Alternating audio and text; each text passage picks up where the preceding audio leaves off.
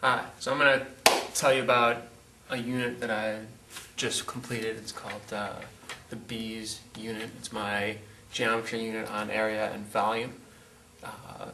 It's our first introduction to 3D geometry as well. The unit is built around beehives, and there's a big unit problem, which I probably actually, it's over there, you can pan to it later, but it's still hanging up down there. It starts off, I don't know if you can hear me on that thing from this distance, but it starts off, does the honeycomb, create the maximum storage capacity per cell for a given amount of wax. And they slowly, as they develop the concepts of what these things might mean geometrically, they refine it. And there's like 5 or 6 different times they refine it. This is their final way they revise the definition when they get to it, which is, does the honeycomb create the maximum volume per cell given its lateral surface area? So it gets more and more technical as they start to understand the concepts. One product I had them do, start about the middle of this unit, is a tessellations project. And you can see these up on my walls.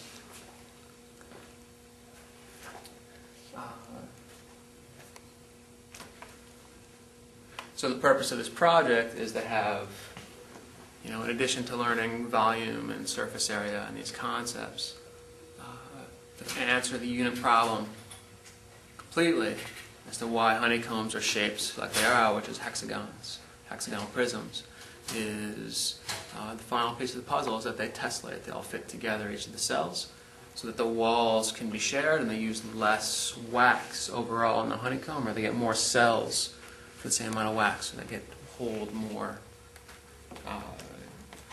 honey as a result.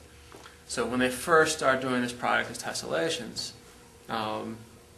it comes up like a Yahoo cool art project, but it's not super tightly connected to the unit, and it plops right in the middle for area. But it pretty quickly becomes apparent in discussion that it's connected to the hive itself, which tessellates.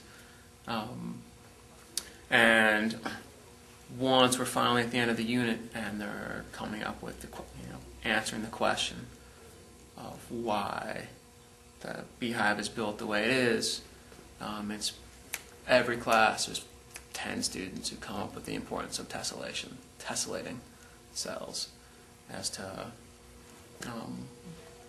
being a part of that answer. And this project drives that understanding. Lots of I get a lot of student participation in this project, and a lot of students really enjoy this project, even those who are not as excited about the geometry itself, like this student over here potentially. Oh my gosh. Would you agree? Did you love this project? I actually did. Yeah. Hers is awesome. It's, See you later, dude. See ya. It's over here. I want to show you hers and this up. This is Sierra's.